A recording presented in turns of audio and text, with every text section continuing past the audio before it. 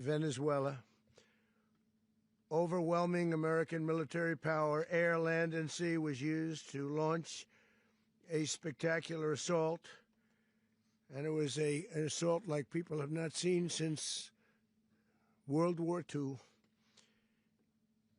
It was a force against a heavily fortified military fortress in the heart of Caracas to bring outlaw dictator Nicolas Maduro to justice.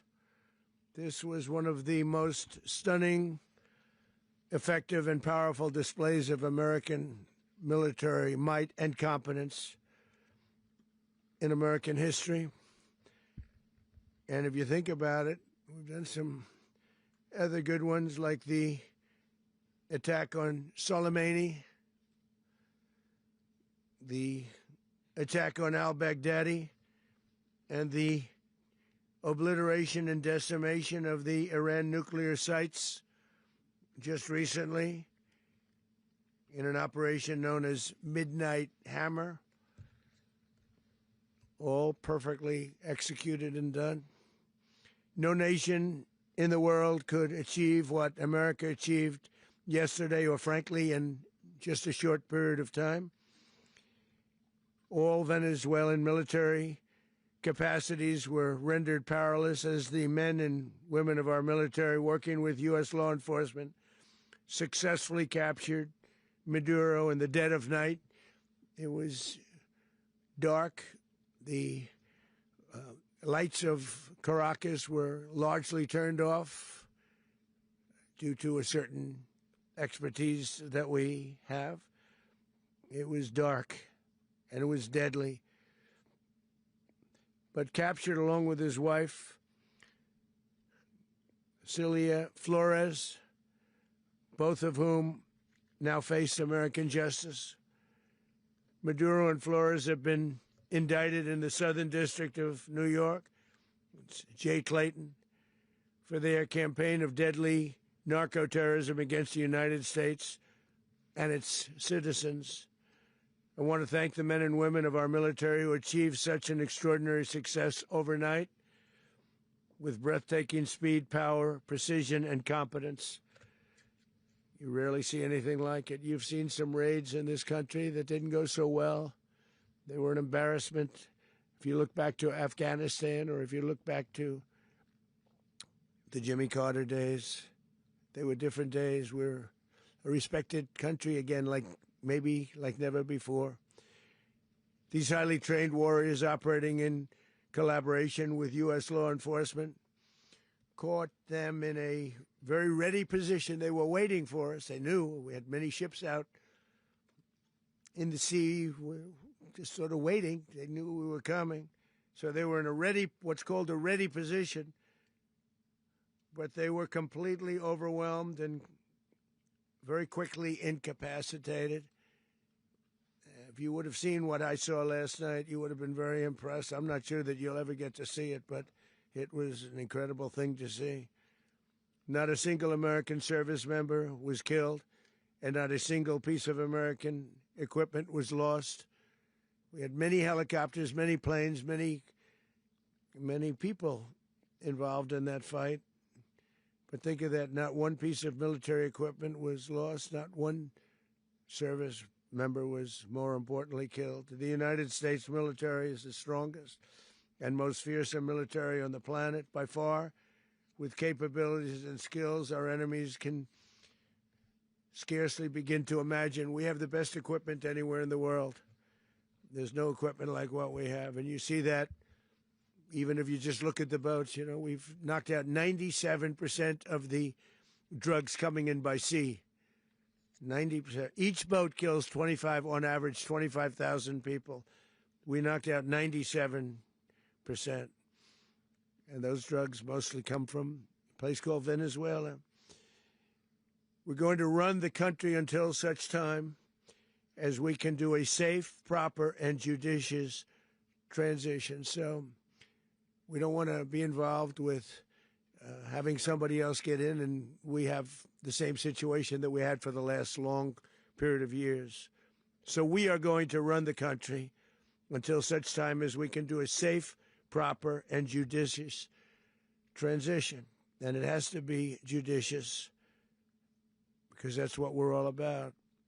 We want peace, liberty, and justice for the great people of Venezuela, and that includes many from Venezuela that are now living in the United States and want to go back to their country. It's their homeland.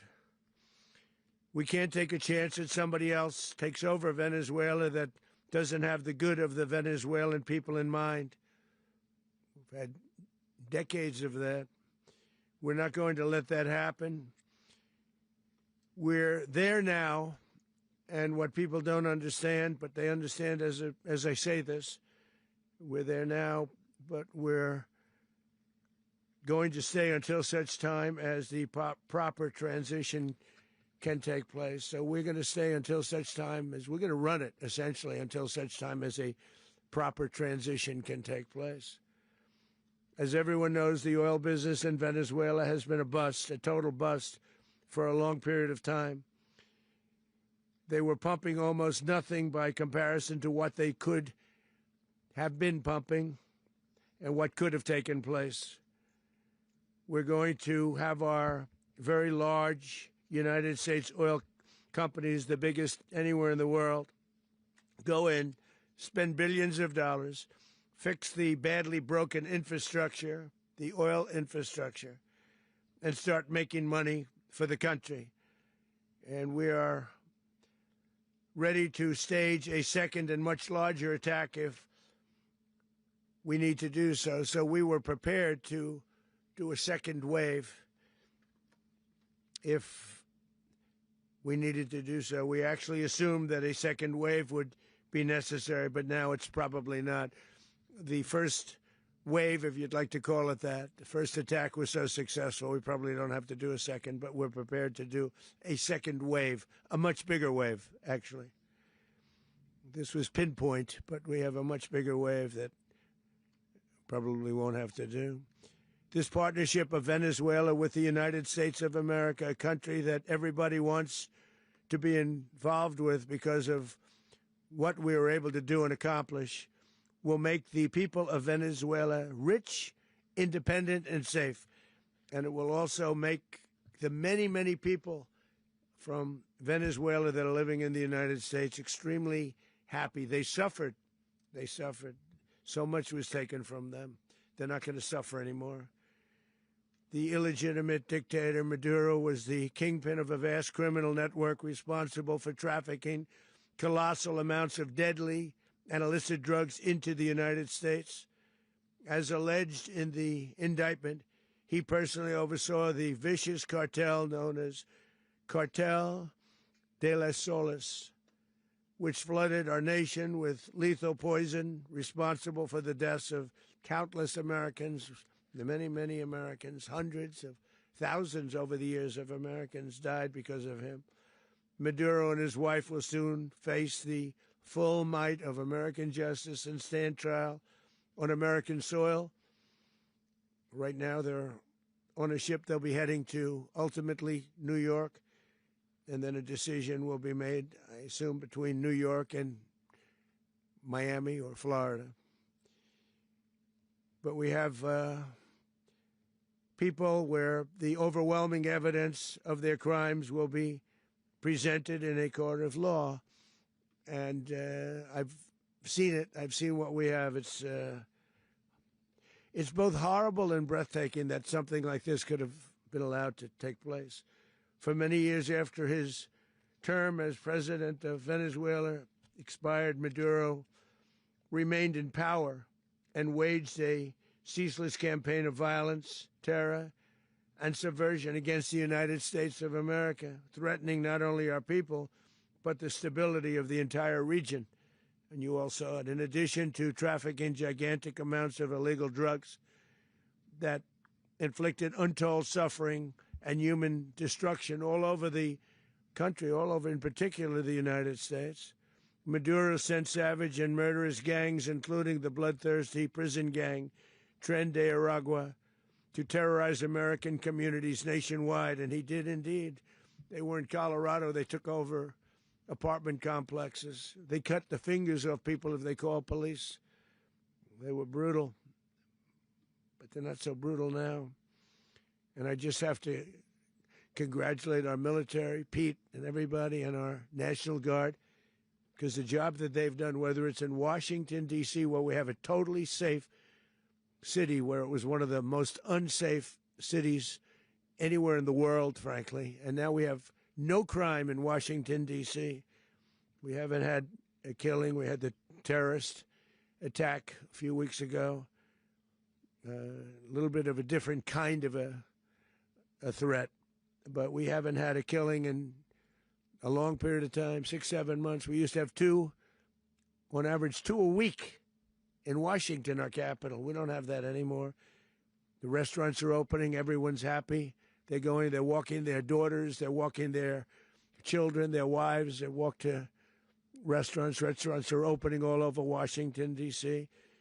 So I want to thank the National Guard. I want to thank our military. And I want to thank law enforcement. Been amazing. And they should do it with more cities. We're doing it, as you know, and we're doing it in Memphis, Tennessee right now, and crime is down. We've just sort of started a few weeks ago, but crime is down now 77%. And the governor of Louisiana called, great person, and he wanted us to help him, as you know, in a certain very nice part of Louisiana. And we have done that. And it was a rough section, and we have crime down. I understand it's down to almost nothing already after 2.5 weeks. New Orleans, it's down to almost nothing, and we've only been there for 2.5 weeks. Can't imagine why governors wouldn't want us to help. We also helped, as you know, in Chicago, and crime went down a little bit there. We did a very small help because we had no working ability with the governor. The governor was a disaster, and the mayor was a disaster, but it knocked down crime. But we're pulling out of there. When they need us, we'll know. You'll know. You'll be writing about it. And likewise, Los Angeles, where we saved Los Angeles early on, where the head of the police department made a statement that if the federal government didn't come in, we would have lost Los Angeles. That's long after the fires. That's when they had the riots in Los Angeles. We did a great job. Got no credit for it whatsoever, but that's okay. It doesn't matter. We don't need the credit. But we'll be pulling out when they need us. They'll call, or we'll go back if we have to. We'll go back. But we did a great job in various cities. But the place that we're very proud of is Washington, D.C., because it's our nation's capital. We took it from being a crime-ridden mess to being one of the safest cities in the country. But the gangs that they sent raped, tortured, and murdered American women and children. They were in all of the cities I mentioned, Tren de Aragua. And they were sent by Maduro to terrorize our people, and now Maduro will never again be able to threaten an American citizen or anybody from Venezuela. There will no longer be threats. For years, I've highlighted the stories of those innocent Americans whose lives were so heartlessly robbed by this Venezuelan terrorist organization. Really one of the worst. One of the worst, they say the worst. Americans like 12-year-old Jocelyn Nungari from Houston. Beautiful Jocelyn Nungari, what happened to her? They, as you know, they kidnapped, assaulted, and murdered by Tren de Aragua animals. They murdered Jocelyn and left her dead under the bridge. There was a bridge that will never be the same to so many people after seeing what happened. As I've said many times, the Maduro regime emptied out their prisons, sent their worst and most violent monsters into the United States to steal American lives. And they came from mental institutions and insane asylums. They came from prisons and jails. The reason I say both, they sound similar. Actually, prisons a little bit more hostile, a little bit tougher. A mental institution isn't as tough as an insane asylum, but we got them both. They sent from their mental institutions. They sent from their jails, prisons. They were drug dealers. They were drug kingpins. They sent everybody bad into the United States, but no longer. And we have now a border where nobody gets through. In addition, Venezuela unilaterally seized and stole American oil, American assets, and American platforms, costing us billions and billions of dollars. They did this a while ago, but we never had a president that did anything about it. They took all of our property. It was our property. We built it. And we never had a president that decided to do anything about it. Instead, they fought wars that were 10,000 miles away. We built Venezuela oil industry with American talent, drive, and skill, and the socialist regime stole it from us during those previous administrations, and they stole it through force. This constituted one of the largest thefts of American property in the history of our country. Considered the largest theft of property in the history of our country. Massive oil infrastructure was taken like we were babies, and we didn't do anything about it. I would have done something about it. America will never allow foreign powers to rob our people or drive us back into and out of our own hemisphere. That's what they did. Furthermore, under the now deposed dictator Maduro, Venezuela was increasingly hosting foreign adversaries in our region and acquiring menacing offensive weapons that could threaten U.S. interests and lives. And they used those weapons last night. Potentially in league with the cartels operating along our border. All of these actions were in gross violation of the core principles of American foreign policy, dating back more than 2 centuries, and not anymore. All the way back, it dated to the Monroe Doctrines, and the Monroe Doctrine is a big deal, but we've superseded it by a lot, by a real lot. They now call it the Monroe Document. I don't know. It's Monroe Doctrine. We sort of forgot about it. It was very important, but we forgot about it. We don't forget about it anymore. Under our new national security strategy, American dominance in the Western Hemisphere will never be questioned again. Won't happen. So just in concluding, for decades, other administrations have neglected or even contributed to these growing security threats in the Western Hemisphere. Under the Trump administration, we are reasserting American power in a very powerful way in our home region. And our home region is very different than it was just a short while ago. The future will be, and we did this in my first term. We had great dominance in my first term, and we have far greater dominance right now. Everyone's coming back to us. The future will be determined by the ability to protect commerce and territory and resources that are core to national security. These are core to our national security.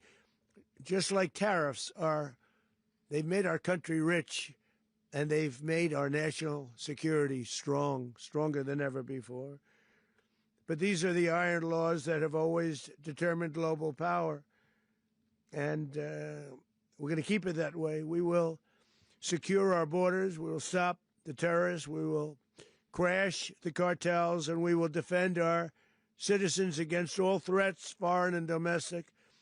Other presidents may have lacked the courage or whatever to defend America, but I will never allow terrorists and criminals to operate with impunity against the United States.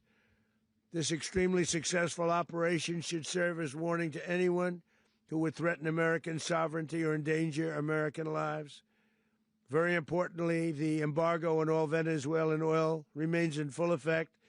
The American Armada remains poised in position, and the United States retains all military options until United States demands have been fully met and fully satisfied. All political and military figures in Venezuela should understand what happened to Maduro can happen to them, and it will happen to them if they aren't just, fair, even to their people. The dictator and terrorist, Maduro, is finally gone, and Venezuela people are free. They're free again. It's been a long time for them, but they're free.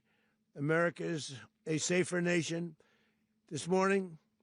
It's a prouder nation this morning because it didn't allow this horrible person, and this country that was doing very bad things to us, it didn't allow it to happen. And the Western Hemisphere is right now a much safer place to be. So I want to thank everybody for being here. I want to thank General Kaine. He's a fantastic man. I've worked with a lot of generals. I worked with some I didn't like. I worked with some I didn't respect. I worked with some that just weren't good. But this guy is fantastic. I watched last night one of the most precise attacks on sovereignty. I mean, it was an attack for justice. And I'm very proud of him, and I'm very proud of our Secretary of War, Pete Hegseth, who I'm going to ask to say a few words. Thank you very much. Mr. President, can you explain how the U.S. will run Venezuela? Well, thank you, Mr. President.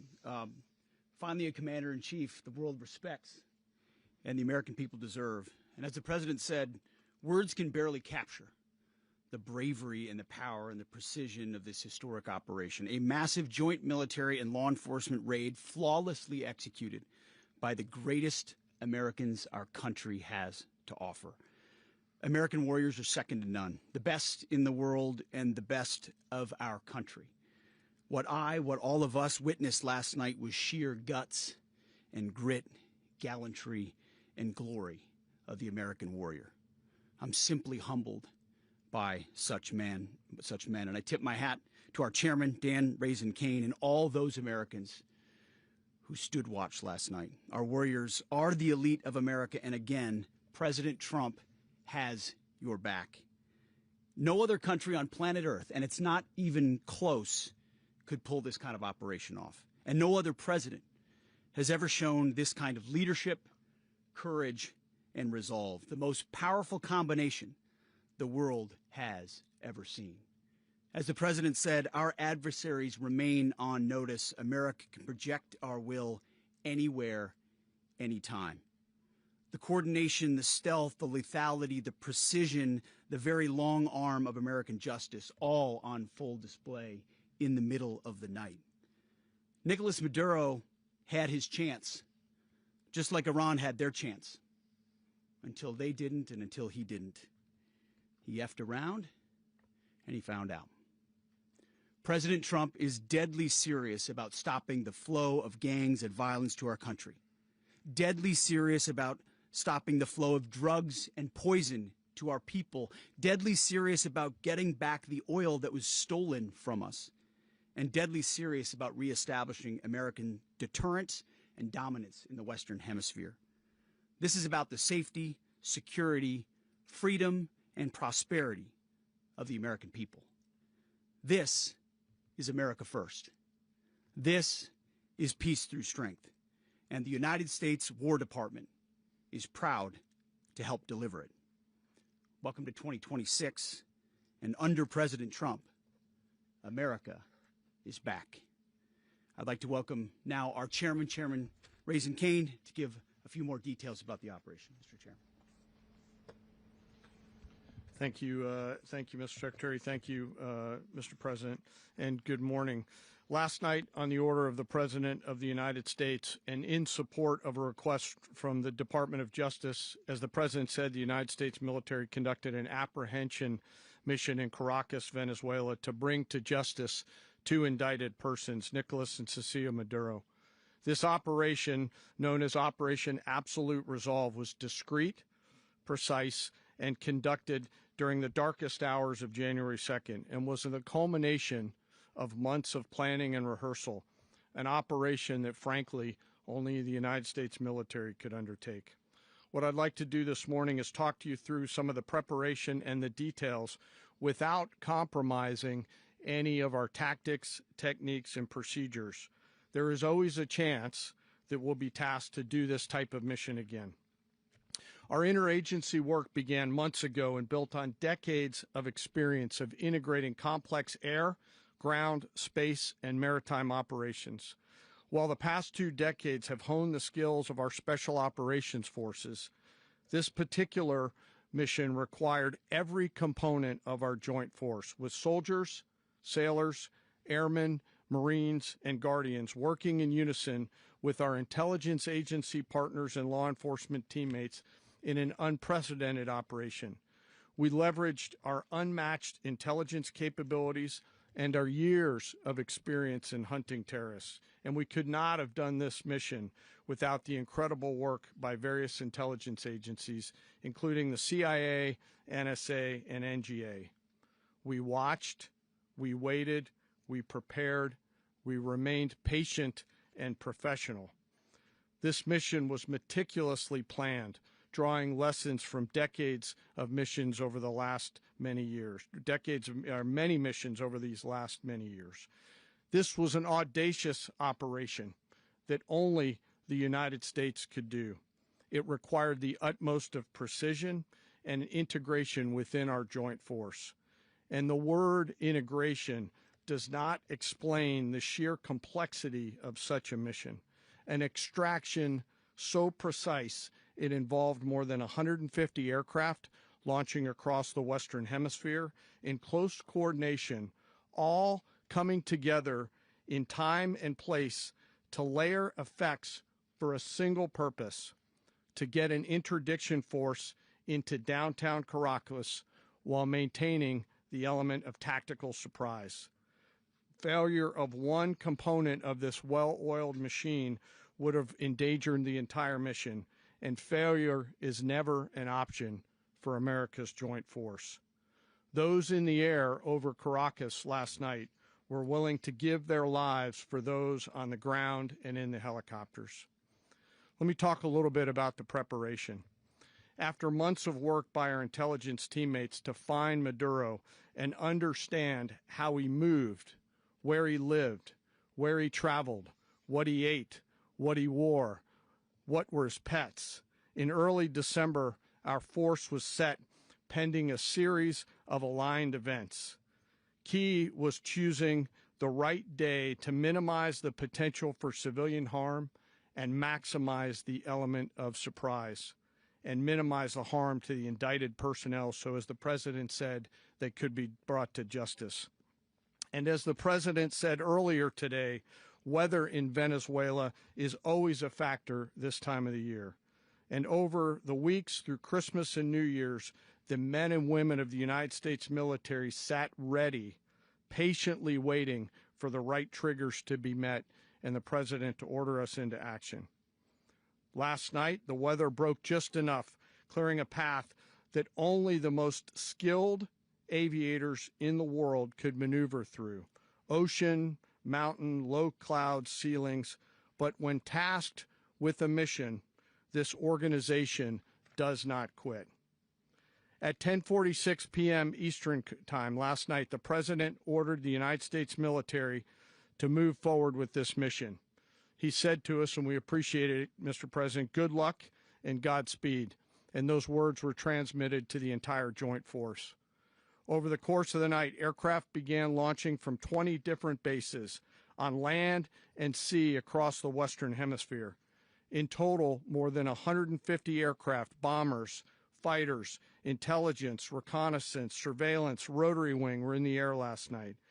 Thousands and thousands of hours of experience were airborne. Our youngest crew member was 20, and our oldest crew member was 49, and there's simply no match for American military might. As the night began, the helicopters took off with the extraction force, which included law enforcement officers, and began their flight into Venezuela at 100 feet above the water. As they approached Venezuelan shores, the United States began layering different effects provided by Spacecom, Cybercom, and other members of the interagency to create a pathway.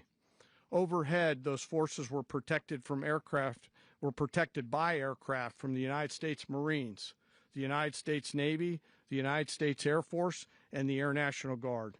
The force included F-22s, F-35s, F-18s, EA-18s, E-2s, B-1 bombers, and other support aircraft, as well as numerous remotely piloted drones. As the force began to approach Caracas, the Joint Air Component began dismantling and disabling the air defense systems in Venezuela, employing weapons to ensure the safe passage of the helicopters into the target area.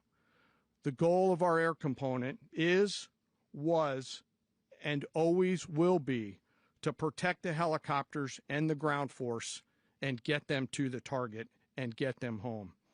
As the force crossed the last point of high terrain where they'd been hiding in the clutter, we assessed that we had maintained totally the element of surprise. As the helicopter force ingressed towards the objective at low level, we arrived at Maduro's compound at 1:01 a.m. Eastern Standard Time, or 2:01 a.m. Caracas local time, and the apprehension force descended into Maduro's compound and moved with speed, precision, and discipline towards their objective and isolated the area to ensure the safety and security of the ground force while apprehending the indicted persons. On arrival into the target area, the helicopters came under fire, and they replied with that fire with overwhelming force in self-defense. One of our aircraft was hit but remained flyable, and as the President said earlier today, all of our aircraft came home, and that aircraft remained flyable during the rest of the mission.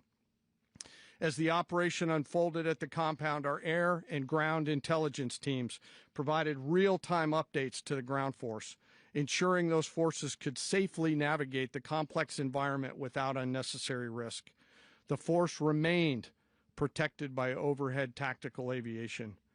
Maduro and his wife, both indicted, gave up and were taken into custody by the Department of Justice, assisted by our incredible U.S. military with professionalism and precision, with no loss of U.S. life. After securing the indicted persons, the force began to prep for departure.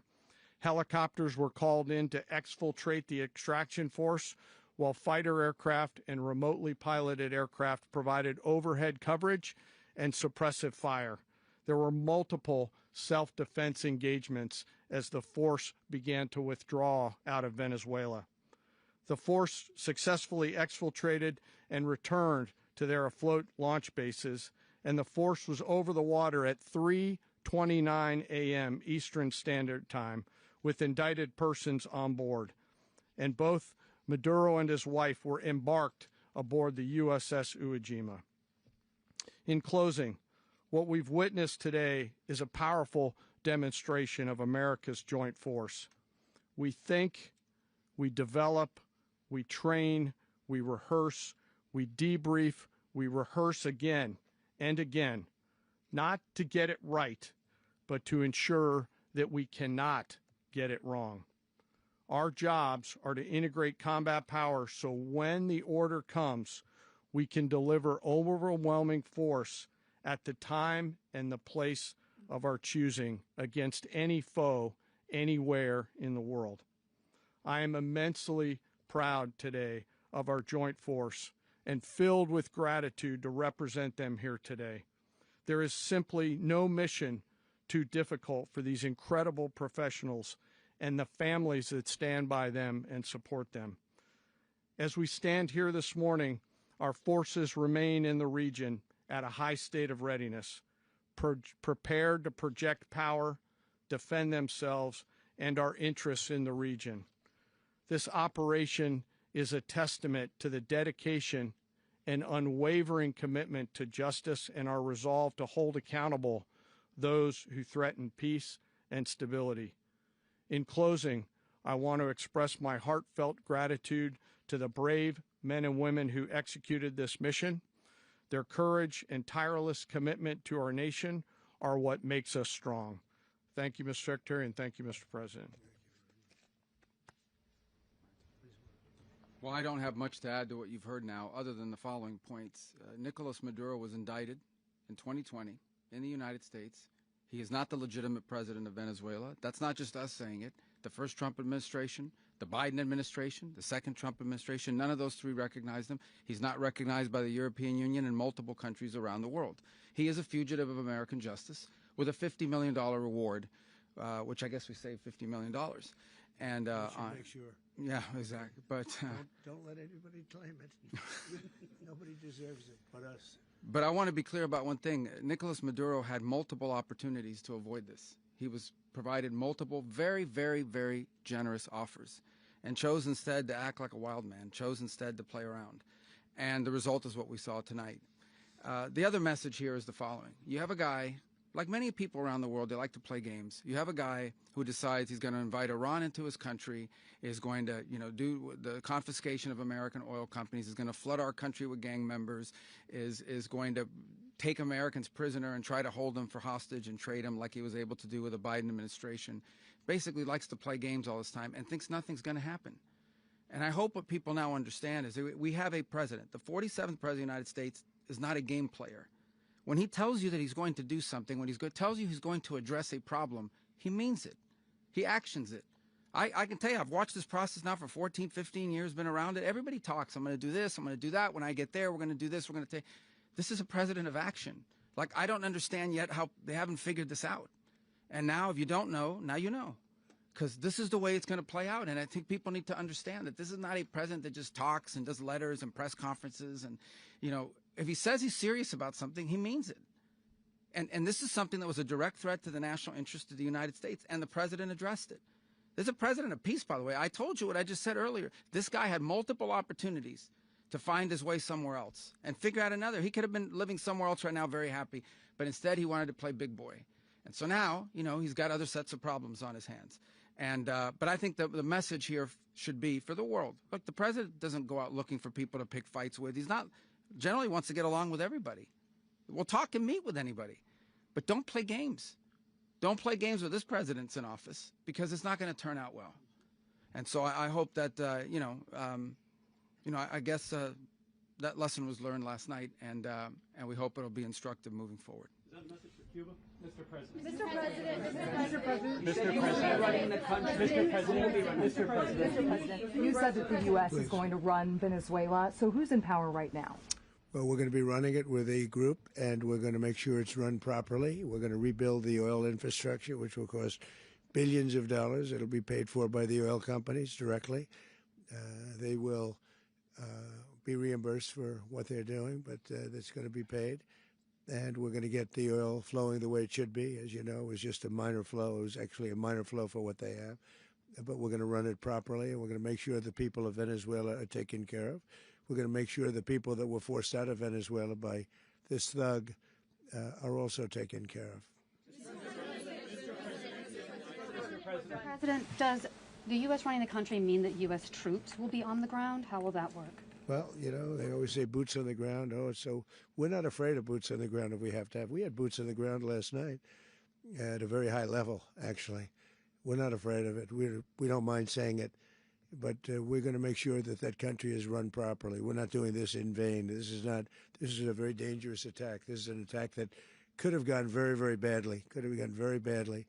We could have lost a lot of people last night. We could have lost a lot of dignity. We could have lost a lot of equipment. The equipment is less important, but we could have lost a lot. And we're going to make sure that this is proper. We're there now. We're ready to go again if we have to. We're going to run the country right. It's going to be run very judiciously, very fairly. It's going to make a lot of money. We're going to give money to the people. We're going to reimburse people that were taken advantage of. We're going to take care of everybody. It's very important. We couldn't let them get away with it. They stole our oil. We built that whole industry there, and they just took it over like we were nothing. And we had a president that decided not to do anything about it. So we did something about it. We're late, but we did something about it. Yeah, please. Can you explain the exact mechanism by which you're going to run the country? Are you going to designate a U.S. official to coordinate? Yes, it's all being done right now. We're designating people. We're talking to people. We're designating various people, and we're going to let you know who those people are. That would run Venezuela. Well, it's largely going to be, for a period of time, the people that are standing right behind me. We're going to be running it. We're going to be bringing it back. It's a dead, I talk about a dead country. A year and a half ago, we were a dead country. Now we're the hottest country anywhere in the world. We're a country doing better than any country anywhere in the world. And it required leadership. Venezuela has a lot of bad people in there, a lot of bad people that shouldn't be leading. We're not going to take a chance that one of those people take over for Maduro.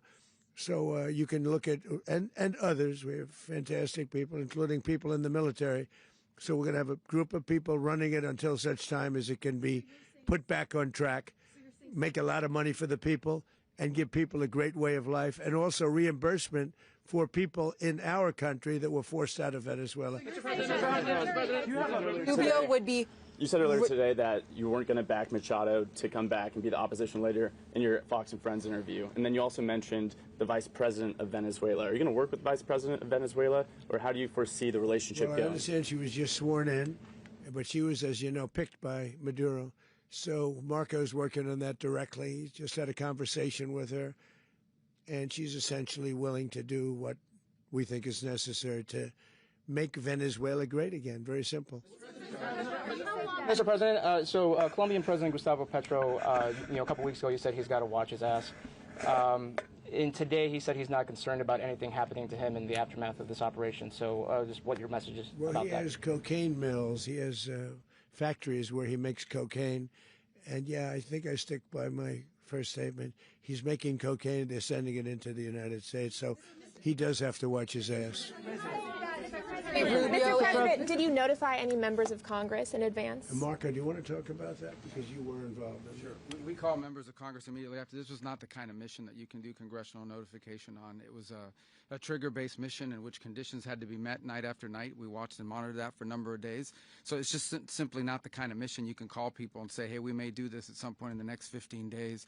But it's largely a law enforcement function. Remember, at the end of the day, at its core, this was an arrest of 2 indicted fugitives of American justice, and the Department of War supported the Department of Justice in that job. Now, there are broader policy implications here, but it's just not the kind of mission that you can pre-notify because it endangers the mission. Plus, if I could add one thing to that, Congress has a tendency to leak. This would not be good. If they leaked, General, I think it would have been maybe a very different result.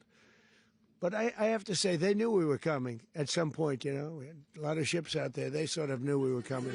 We went there. But Congress will leak, and we don't want leakers. You were one of the only people to watch this all play out live. What was Maduro doing when the U.S. forces entered what I assume would be his home? And also, was there any point where the U.S. was considering if Maduro pushed back or resisted killing Maduro? It could have happened. It could have happened. He was trying to get into a safe place. You know what a safe place is, all steel. And he wasn't able to make it to the door because our guys were so fast. They went through the opposition so fast. And there was a lot of opposition. People were wondering, do we get them by surprise? Sort of surprised, but they were waiting for something. It was a lot of opposition. There was a lot of gunfire. You saw some of it today. But he was trying to get to a safe place, which wasn't safe because we would have had the door blown up in about 47 seconds, they say on average, regardless of how thick the steel was. It was a very thick door. It was a very heavy door, but he was unable to get to that door. He made it to the door. He was unable to close it. Go ahead, finish. Where is Maduro going to be in the time being right now? Do you know his exact whereabouts? Well, eventually, ultimately, in the near future, he's going to be brought to New York. And where is he going to be held? Where is he going to be held in New York? Do you know? That's going to be up to the officials that do these things. Mr. President, the U.S. has something of a mixed track record of ousting dictators without necessarily a plan for what comes afterwards. Did that weigh on your decision? Well, that's when we had different presidents, but with me, that's not true. With me, we've had a perfect track record of winning. We win a lot, and we win. If you look at Soleimani, you look at al-Baghdadi, you look at the Midnight Hammer. Midnight Hammer was incredible. Right now, you wouldn't have peace in the Middle East. We have essentially peace in the Middle East because of that. If we weren't successful with Midnight Hammer, you wouldn't have peace in the Middle East. So, with me, you've had a lot of victory. You've had only victories. You've had no losses. Yeah. President, how long do you expect the U.S. to run Venezuela, and how soon do you want the Venezuelan people to hold elections? So I'd like to do it quickly, but it takes a period of time. We're rebuilding. We have to rebuild their whole infrastructure. The infrastructure is rotted. It's actually very dangerous. It's blow-up territory. Oil is very dangerous. It's a very dangerous thing to take out of the ground. It can kill a lot of people. It has killed a lot of people doing just that. The infrastructure is old. It's rotted. Much of it is stuff that we put there 25 years ago, and we're going to be replacing it. And we're going to take a lot of money out so that we can take care of the country. Yeah. Are you saying that Secretary Rubio and... Mr. President, China, Russia, and Iran have interests in Venezuela. How does this operation affect your relationships with them when it comes to the oil and the drugs? And Russia, well, Russia when we get things straightened out.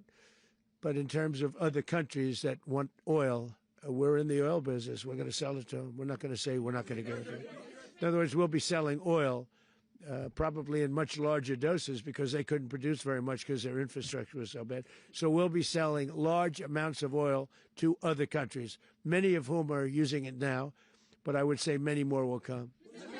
Now, are you saying, Mr. President, are you saying that, Mr. President, are you saying that, Mr. President, thank you. What is your message to the people of Venezuela today? Of course, the civilian population specifically, they have a lot of questions. What is your message to the people of Venezuela? That you're going to have peace, justice. You're going to have some of the riches that you should have had for a long period of time. It was stolen from you. But you're going to have peace and you're going to have safety. You're going to have justice. You're going to have a country. You're going to have a real country. You're going to have potentially a great country. You know, if you go back 20 years, maybe even a little longer ago, that was a great country. And they destroyed it. Remember I said that if we lose this election, the United States will be Venezuela on steroids. That's what would have happened. Had we lost the election, the 2024 election, we suffered so badly. When you look at the border from 2020, what they did, what Joe Biden administration did to our country should never be forgotten. But if we had to go through another year of that, we would be exactly where Venezuela was in terms. I used to say, if they win, we're going to be Venezuela on steroids, and that's what would have happened. President, thank you. Are you saying that Secretary Hegseth and Rubio are going to be running Venezuela, and will you be sending in U.S. military troops to provide? They're going to be a team that's working with the people of Venezuela to make sure that we have Venezuela right. Because for us to just leave, who's going to take over? I mean, there is nobody to take over. You have a vice president who's been appointed by Maduro. And right now she's the vice president, and she's, I guess, the president. She was sworn in as president just a little while ago. She had a long conversation with Marco, and she said, we'll do whatever you need. I think she was quite gracious, but she really doesn't have a choice. We're going to have this done right. We're not going to just do this with Maduro, then leave like everybody else, leave and say, let it go to hell. If we just left, it has zero chance of ever coming back. We'll run it properly. We'll run it professionally. We'll have the greatest oil companies in the world go in and invest billions and billions of dollars and take out money, use that money in Venezuela. And the biggest beneficiary are going to be the people of Venezuela. And also, I can't stress this strongly enough, the people that got thrown out of Venezuela that are now in the United States. And frankly, some want to stay and some probably want to go back. Yeah. In the country, and were any of the detained Americans? Well, right now they're very protected because nobody's going to mess with us. They're very protected. The people of, and we let them know that you better not touch one of them. Are you concerned that bad elements of the Maduro regime will remain in place? Well, we know who they are. We're on them, and they're acting much differently now than they would have acted 2 days ago. Okay, wait, behind you, please. Mr. President, why is running a country in South America America first? Well, I think it is because we want to surround ourselves with good neighbors. We want to surround ourselves with stability. We want to surround ourselves with energy. We have tremendous energy in that country. It's very important that we protect it. We need that for ourselves. We need that for the world. And we want to make sure we can protect it. Yes, sir. Please, go ahead. Yeah, is there a message here for Cuba and Diaz-Canel? Well, Cuba is an interesting case. Cuba is, not doing very well right now. That system has not been a very good one for Cuba. The people there have suffered for many, many years. And I think Cuba is going to be something we'll end up talking about because Cuba is a failing nation right now, very badly failing nation. And we want to help the people. It's very similar in the sense that we want to help the people in Cuba, but we want to also help the people that were forced out of Cuba and living in this country. Do you want to say something about that, Marco, please? Well, I mean, I just gave you a statement a few minutes ago about when the president speaks, you should take him seriously. Suffice it to say, Cuba is a disaster. It's run by incompetent, senile men, and in some cases, not senile, but incompetent nonetheless. It has no economy. It's in total collapse. And by the way, they were, all of the guards that helped protect Maduro, this is well known, their whole spy agency, all that were full of Cubans. I mean, it's amazing. This poor island took over Venezuela in some cases. One of the biggest problems that Venezuelans have is they have to declare independence from Cuba that tried to basically colonize it from a security standpoint. So, yeah, look, if I lived in Havana and I was in the government, I'd be concerned, at least a little bit. Cutting off the oil flow to Cuba from Venezuela? Well, the president already announced a week ago that anything that's sanctioned, it's sanctioned oil, it's not going to be allowed to get there. So that's a pre-existing. Mr. President. The answer is yes. Is Yes. the U.S. aware of the location of opposition leader Machado, and have you been in contact with her? No, we haven't. No, we haven't. Mr. President. Do you have any hesitations about Machado? Mr. President, on Monday. Oh, I think it would be very tough for her to be the leader. She doesn't have the support within or the respect within the country. She's a very nice woman, but she doesn't have the respect to be the leader. Mr. President, is it possible that the U.S. ends up administrating Venezuela for years? Well, it won't cost us anything because the money coming out of the ground is very substantial. So it's not going to cost us anything. We will. Well, we want safety there. We want to be surrounded by countries that aren't housing all of our enemies all over the world. That's what was happening, and you don't want to have that.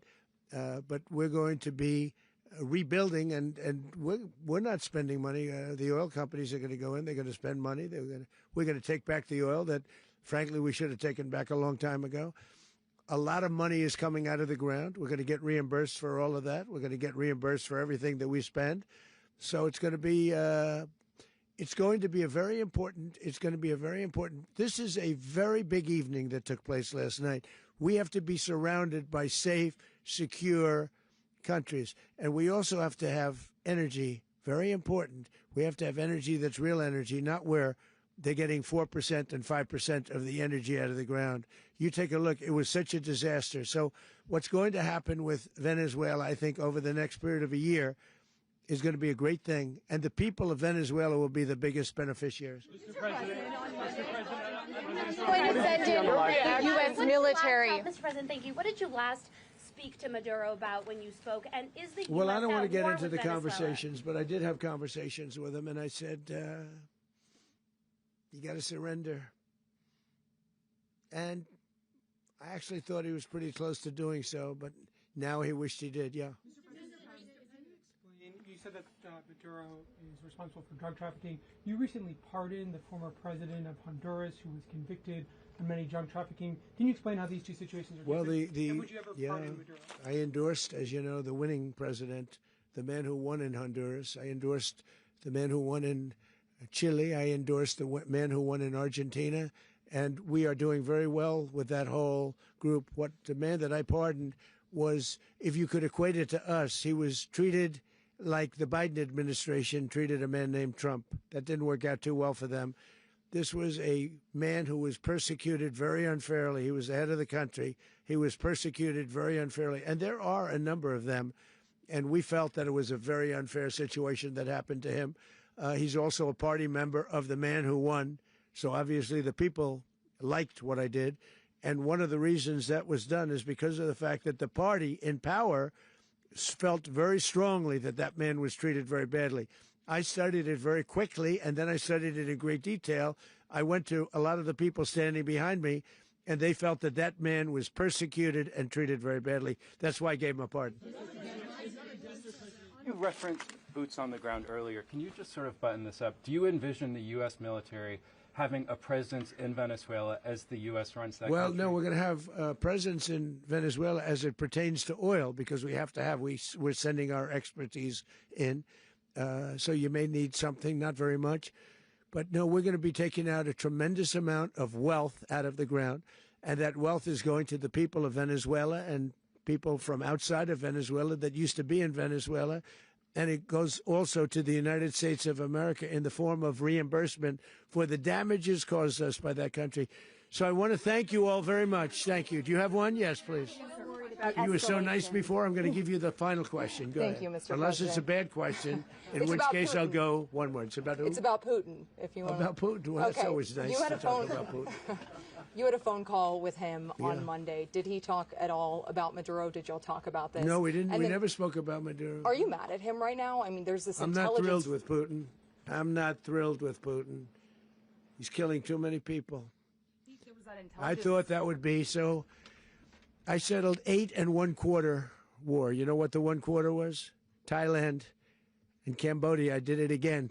They broke out, and I did it in about 5 hours, and I settled it. I'm giving myself 1 quarter, so I'm up to now 8 1 quarter. In other words, I settled the war, but then they broke out. They had a pretty bad breakout over the last 4 days. I got them to go back to peace, so I only give 1 quarter. I thought the easiest one would be, one of the easier ones would be Russia, Ukraine. It's not, and they both have done some pretty bad things. And look, that's Biden's war. That's not my war. But I want to stop the lives. Did you see where last month, 30,000, it was 27,000 the month before. 30,000, mostly soldiers, were killed this last month. 30,000. I want to stop that. You know, I got NATO to pay 5% instead of the 2% that they weren't paying. They weren't paying 2, now they pay 5. And we send them a lot of munitions. We send them a lot of things, missiles and various other things, a lot. And they pay. The United States is not losing money. We're probably making money on that. It's the last thing I care about. I just want to stop all those people. We're losing 25, 30,000 human beings that come from 2 places that are very far away. But if I can stop, because it's something I've been pretty good at doing, deals, I guess. It's all a deal. Life is a big deal.